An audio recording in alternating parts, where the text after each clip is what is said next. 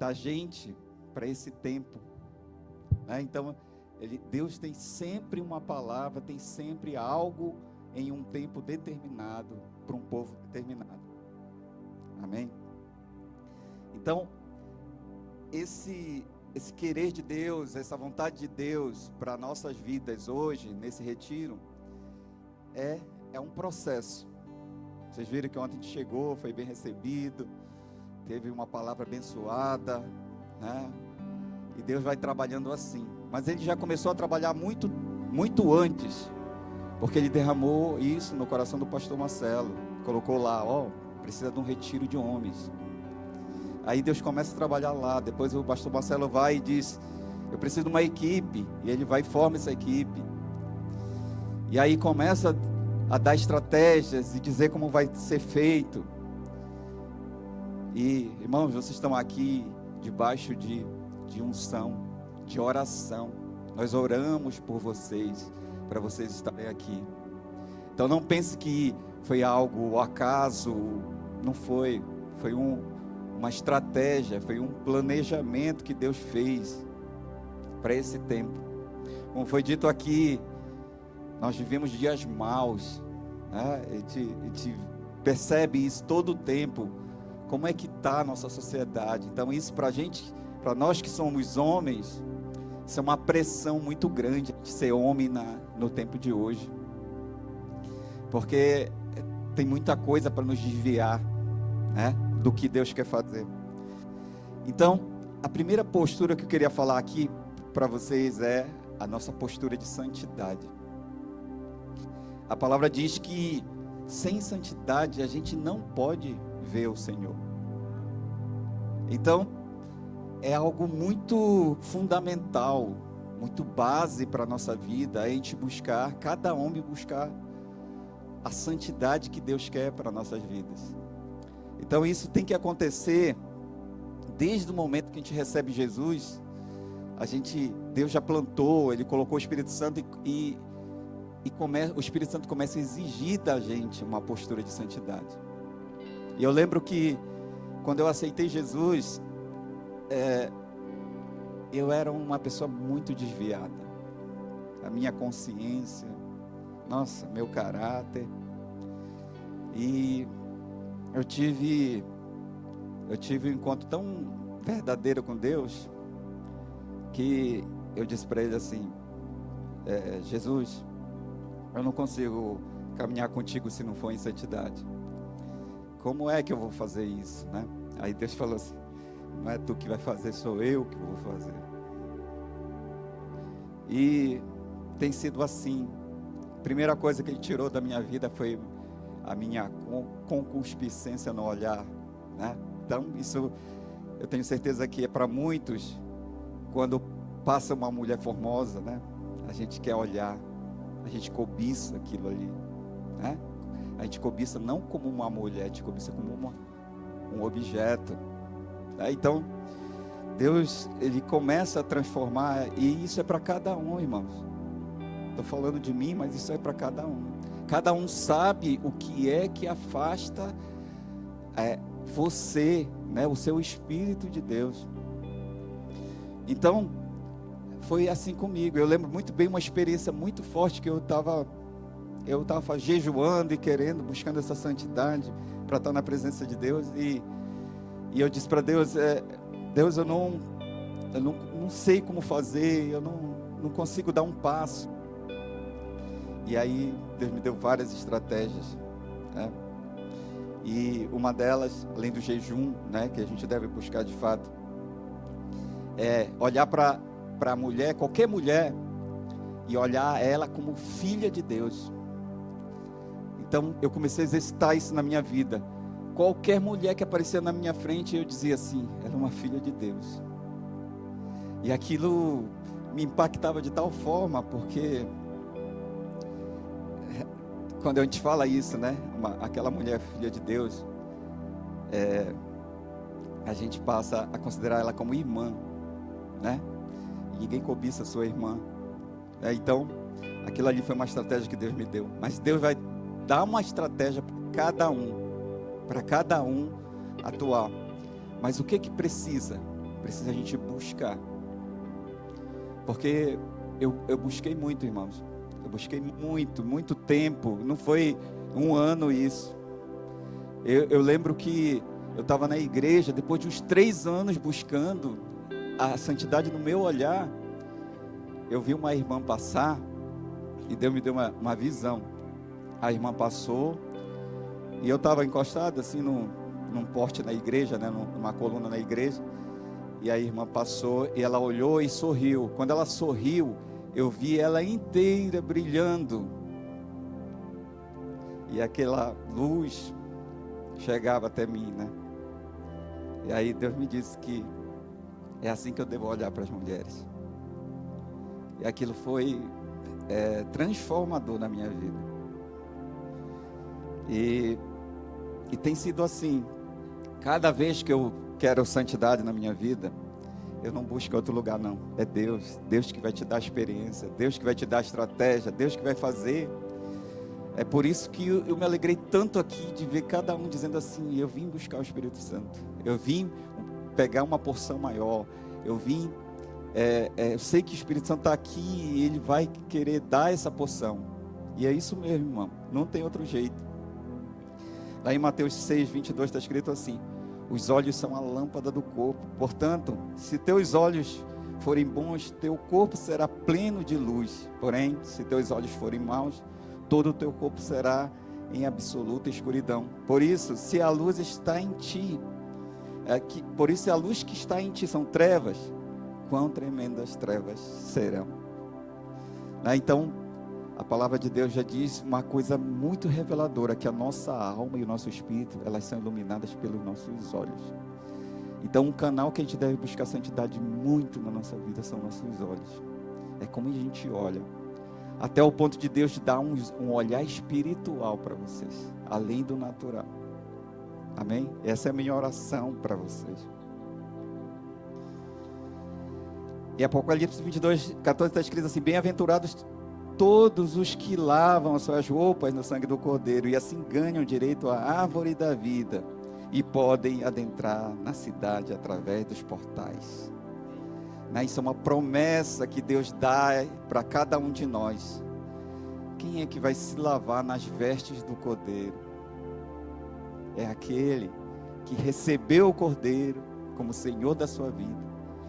E quando a gente recebeu o Cordeiro, ele teve uma promessa, está lá em João 14, dizendo que ele ia derramar o Espírito Santo dele, né? Todo aquele que buscasse. Amém?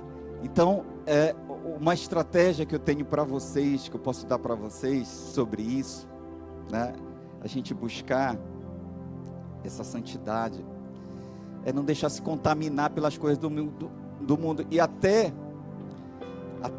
às vezes na própria igreja a gente encontra situações assim, que não são de levar a gente pro fundo do poço assim, ou distrair a gente no sentido de desviar a gente, mas de causar confusão na nossa mente. Vou dar um exemplo. Quantas pessoas já receberam profetadas, né? Palavras, eu estou vivendo uma coisa e vem um irmão falar outra coisa que não tem nada a ver com a minha vida e tal. Aí eu fico confuso, eu não sei se é Deus falando comigo, se não é. Como é que eu faço então? Deus me deu uma estratégia para a gente tratar essa situação. Eu criei um código com Deus. Eu tenho um código com Deus. Se alguém vem falar comigo, tem que falar o código primeiro. Então, se Deus quer derramar uma palavra na minha vida, o irmão vai chegar falando primeiro esse código. Pode ser uma palavra, uma frase. Eu sei identificar. Então, se Deus falou com ele para trazer uma mensagem para mim, eu sei que é de Deus, porque só eu sei o código com ele. Só eu sei a intimidade que eu tenho com Deus. Irmãos, e aí eu estou afastando os irmãos de mim? Não. Eu vou continuar recebendo qualquer palavra que queiram derramar na minha vida, mas eu sei qual é a que vem de Deus. Amém? Então, se a gente tem essa busca de santidade, querer ouvir a palavra de Deus, querer entender tudo isso, Ele vai dar essas estratégias para a gente, porque isso é importantíssimo, irmão. A gente não pode ser enganado, a gente está vivendo, a gente está prestes. Eu acredito muito que é nessa geração que Deus vai voltar. Jesus vai voltar e vai reconstruir todas as coisas perdidas, irmão. Amém? Segundo ponto aqui é a questão da humildade. Lá em Gálatas 19 está escrito assim: ora, as obras da carne são manifestas: imoralidade sexual, impureza, libertinagem, idolatria, feitiçaria, ódio, discórdia, ciúmes, ira, egoísmo, dissensões, facções, inveja, embriaguez, orgias e coisas semelhantes. Então, todos nós sabemos o que é obra da carne. Todos nós sabemos. E tem uma palavra chamada jactância, que jactância é justamente isso. É você estar cheio de si mesmo. Quando uma pessoa está cheia de si mesmo, é orgulhosa, ela não tem como se encher de Deus. Ela não tem como. Porque algo que está cheio não pode ser preenchido de novo. Dois corpos não ocupam o mesmo lugar no espaço. Então a gente sabe disso, que a gente precisa se livrar de tudo isso que a palavra de Deus diz que é ruim, para poder se encher de Deus. Senão, a gente vai viver por viver. Amém? Lá em Isaías 14, 12 está escrito assim: como caíste do céu, ó estrela da manhã, filha da alva, como foste lançado por terra, tu que brilhavas as nações, e tu dizias no teu coração: eu subirei ao céu, acima das estrelas de Deus, exaltarei o meu trono, e no monte da congregação me assentarei da banda do norte e do leste. Isso aqui é a queda de Satanás. Por que ele caiu? Porque ele começou a se encher de si mesmo. Ele começou a se encher de si mesmo, foi se enchendo, até o ponto que ele queria cobiçar coisas que ele não devia. E aí houve a queda. Então, esses alertas aqui estão todos direcionados para a gente, porque a gente precisa se esvaziar de nós mesmos. Em João 15, 1 está escrito assim: eu sou a videira, a verdadeira videira, e o meu pai é o agricultor. Todo ramo que estando em mim não dá fruto, ele corta, e todo o que dá fruto, ele poda, para que dê mais fruto. Então, essa postura aqui já é a postura da dependência. Todo homem que é um homem de Deus, ele tem que ser dependente de Deus. Não importa o que esteja vivendo, nós temos que depender de Deus, nas grandes coisas e nas pequenas coisas também. Isso é um exercício, irmãos, para a nossa vida, é a gente depender de Deus para tudo. Outro dia eu comprei uma chave na Amazon, e ela demorou uns 15 dias para chegar, a chave do meu carro. E aí, quando eu vi, chegou uma mensagem dizendo assim: sua chave chegou, parabéns, não sei o que e tal. Só que eu não recebi a chave. E fiz maior briga lá com a Amazon, com os atendentes, e a chave, extraviou a chave. E passaram-se 2 meses, eu tive a necessidade de ir na caixa do correio, buscar uma conta de energia que eu ia pagar, e lá estava a chave, na caixa do correio. Aí eu peguei a chave, a Amazon já tinha me reembolsado, inclusive, né, porque extravio, ela reembolsa. Eu peguei essa chave, eu disse assim: ó, a chave, bem embalada, né? Aí eu disse assim: poxa Deus, o Senhor bem poderia ter me dito que a chave estava lá. 2 meses depois eu descobri que a chave estava lá. E aí eu peguei a chave e coloquei em cima da minha mesa. Quando eu sentei na mesa, o Espírito Santo falou comigo. Ele disse assim: você perguntou para mim? Você perguntou onde é que a chave estava? E aí eu comecei a buscar na minha cabeça e realmente não perguntei para ele. Ele sabia que a chave estava lá e ele podia ter me dito, eu podia ter evitado muitos transtornos, né? Então, para vocês verem que uma coisa pequena, Deus quer ser consultado. Ele quer participar da nossa vida diária, cada momento da nossa vida, em cada experiência. Deus quer participar da vida de cada um, irmãos. Não tenham dúvida sobre isso. Deus quer dar grandes revelações na palavra, assim como Ele quer dizer que uma chave está já na sua residência, É só você ir lá e pegar. Amém? Outra postura aqui que eu achei maravilhoso, que deu certinho com o que o Renato fez ali, postura de unidade. A igreja do Senhor é uma só. Jesus é o cabeça, nós somos os membros. Deus quer uma postura de unidade da gente.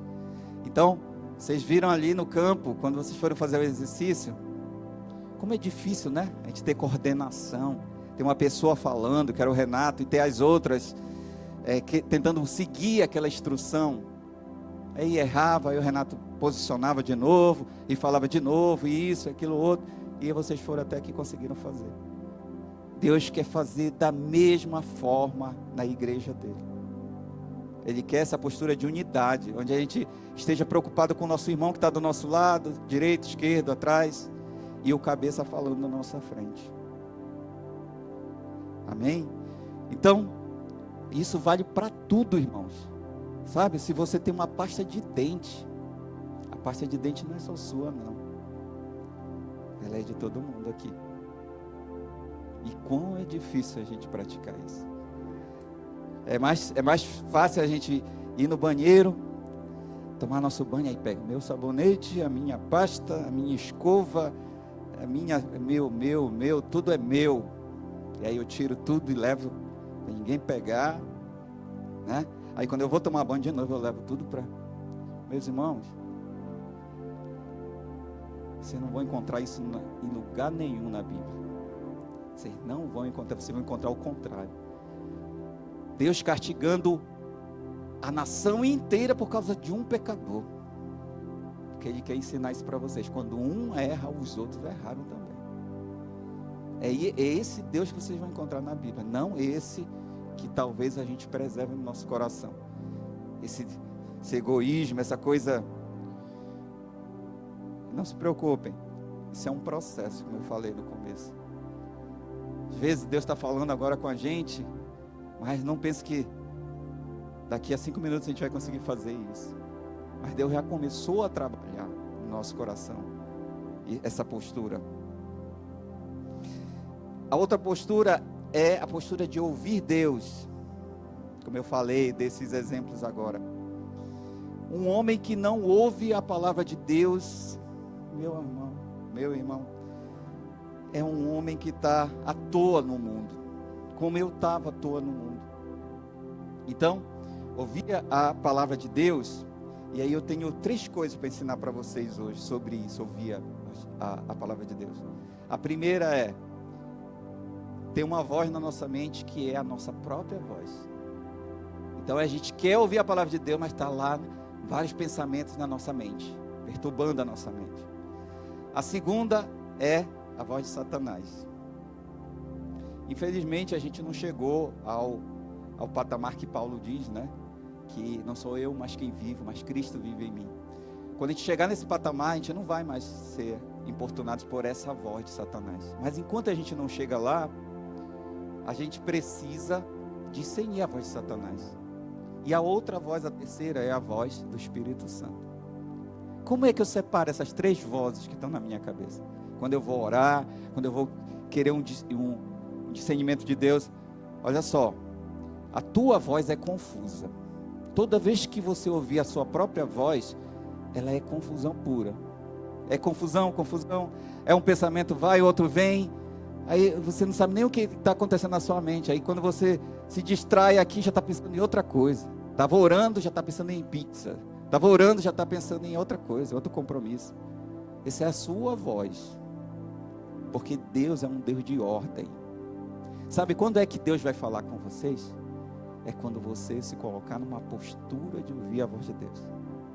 Essa postura aqui, ó, postura do homem que ouve a palavra de Deus.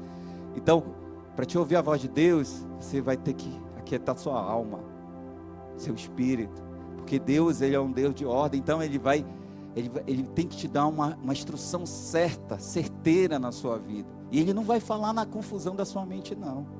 Ele vai falar quando você estiver em paz. E aí você vai saber, porque aquilo é uma coisa direta para o bem e vai te trazer paz no final. Satanás vai tentar imitar essa voz, essa terceira voz. Ele vai tentar ele usar a mesma estratégia de Deus. Só que ele vai procurar um momento que esteja só você, que você esteja meio que aborrecido, ou com algum problema na vida, e ele vai tentar te dar uma instrução direta também, imitando Deus.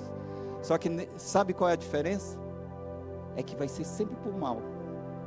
Então vai ser sempre assim, porque tem que perdoar aquele irmão lá, ele acabou de te ofender, cara. Não perdoa não ele te ofendeu. Você é um homem ou um rato? Então é assim que Satanás vai falar com você. Para que isso? Ou então, olha irmão, tá vendo ali? O cara nem fala com a gente. O cara é soberbo, fofoca. Essa é a voz de Satanás na nossa vida.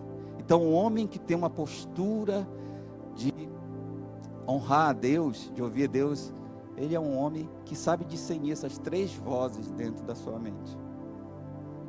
Amém? Então, não esqueça, porque isso é muito importante para a gente, nesse momento, nessa conjuntura que a gente está vivendo. A gente precisa saber discernir a voz de Deus, saber quem está falando com a gente. Amém?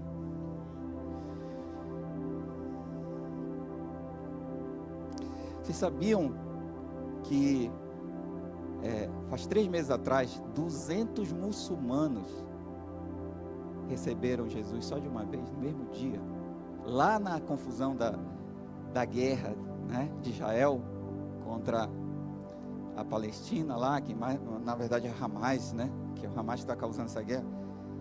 200 muçulmanos. Sabe como aconteceu isso? Tem aqueles movimentos da igreja lá que vão levar o evangelho para lá. E eles levaram o evangelho para lá e falaram de Deus. Uma palavra de Deus soltaram assim, no encontro. E os caras foram para casa com aquela palavra. Porque lá em Tiago, capítulo 1, acho que é o verso 19, está dizendo assim: a palavra de Deus salva. É isso que a gente tem que confiar. E os muçulmanos, que não sei se vocês sabem que o muçulmano é um povo radical, né? Povo radical. Então, eles foram com a palavra dentro do coração, foram dormir. Quando foram dormir, os 200 muçulmanos tiveram o mesmo sonho de Jesus falando com eles. E eles voltaram para aquele lugar e disseram assim: eu quero seguir esse Jesus. Amém?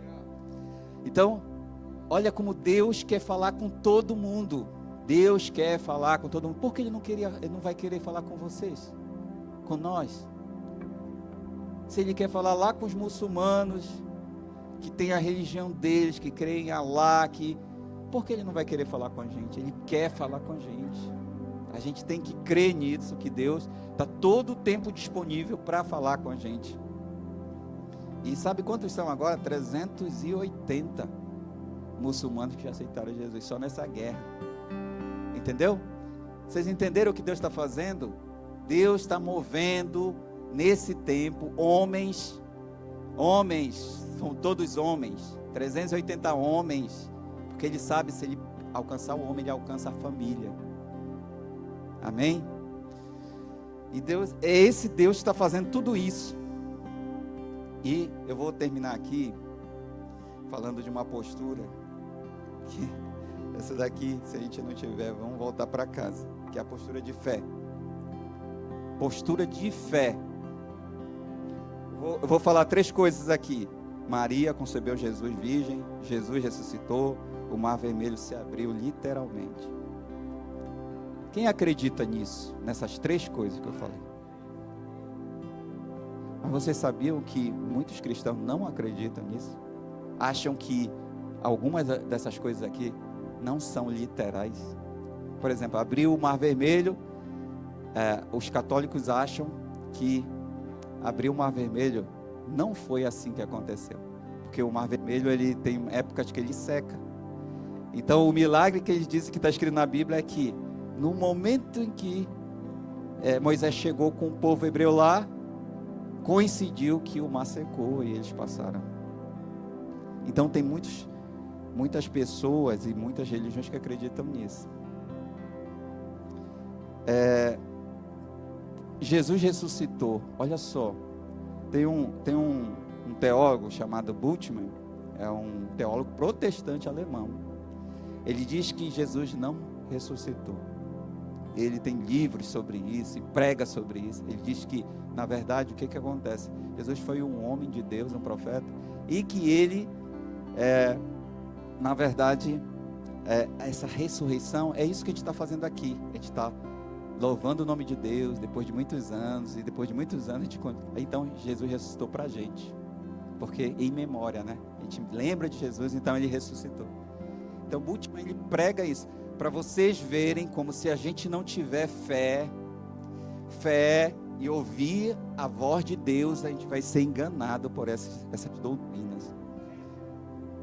Então, irmão, essa aqui foi só um exemplo, mas tem muitas outras doutrinas que vocês vão ouvir por aí, e que se você não tiver a sua comunhão com Deus, se você não tiver a sua estratégia de ouvir Deus falar, o seu código com Deus, para ninguém lhe enganar, vão lhe enganar. Vão lhe enganar.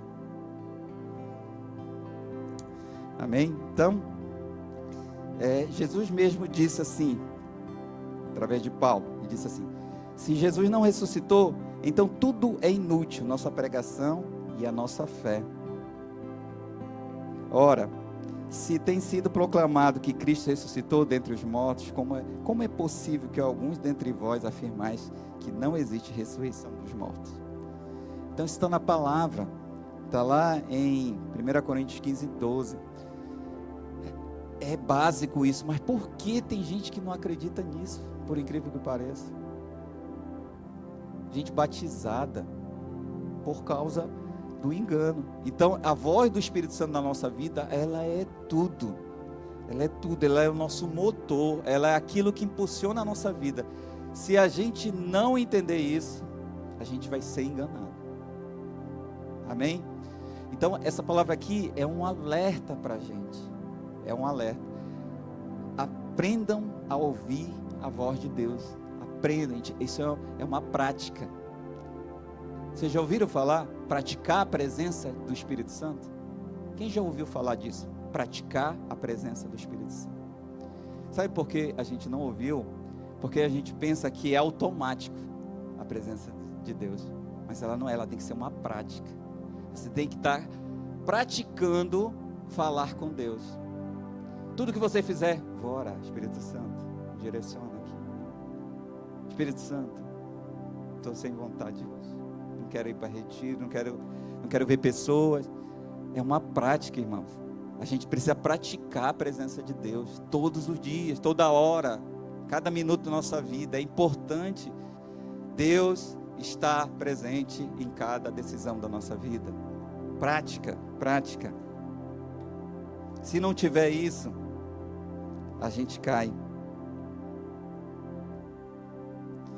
Eu teria tanta coisa para falar aqui para vocês, irmão, sobre esses detalhes. O tempo é curto, mas tem uma coisa que eu quero fazer aqui, porque eu pedi um direcionamento para Deus. Eu comecei a orar desde de manhã, disse assim: Deus, enche esses homens de hoje. Eu pedi com muita fé isso. Enche esses homens. Eu não sei, mas o Senhor sabe o que cada um está precisando. E, irmãos, eu quero fazer isso com vocês. Fiquem de pé, por favor. Vamos fazer um momento rápido aqui.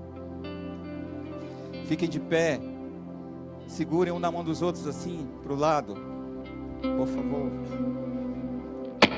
Pode ser na mão, no ombro. Toquem um nos outros assim.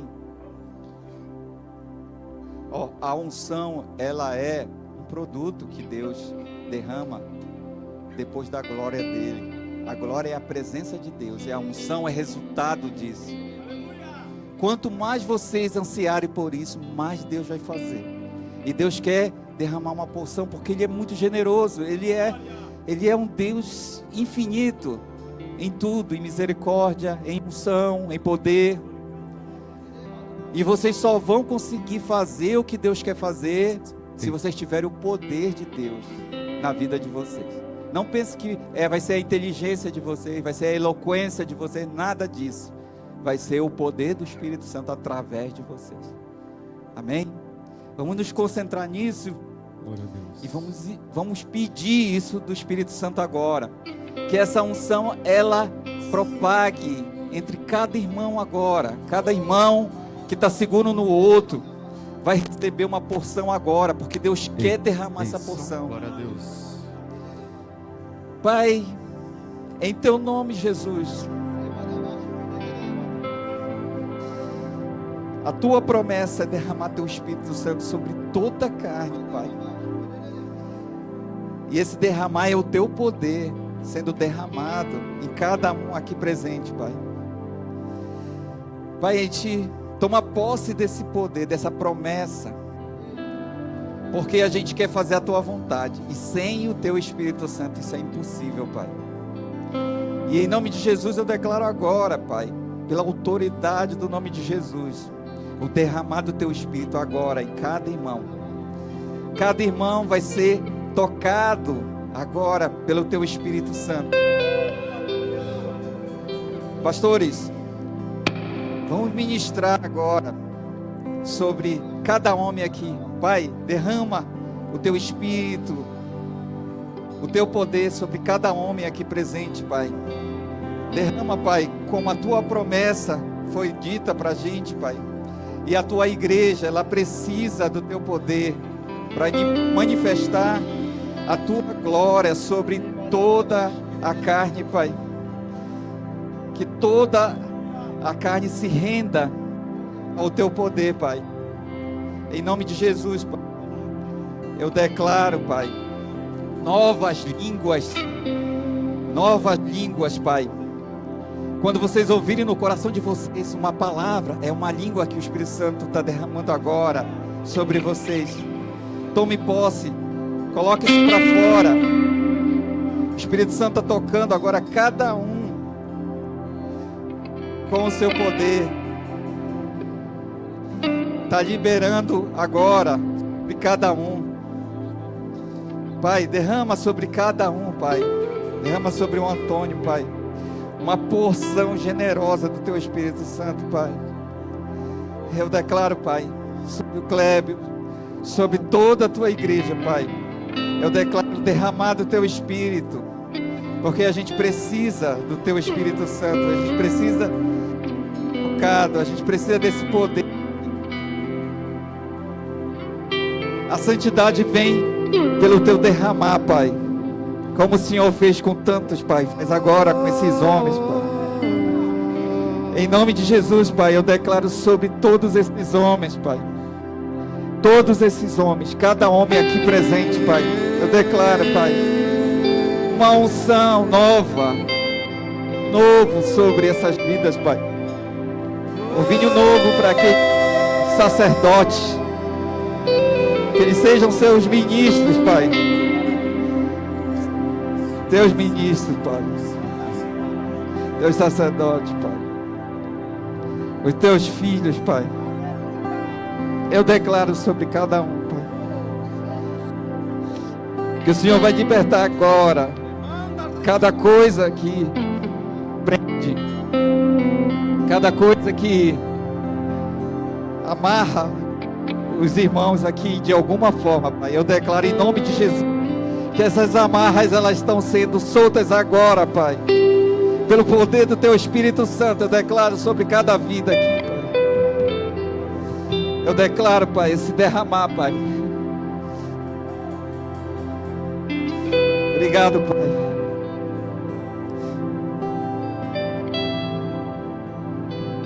Obrigado, Pai.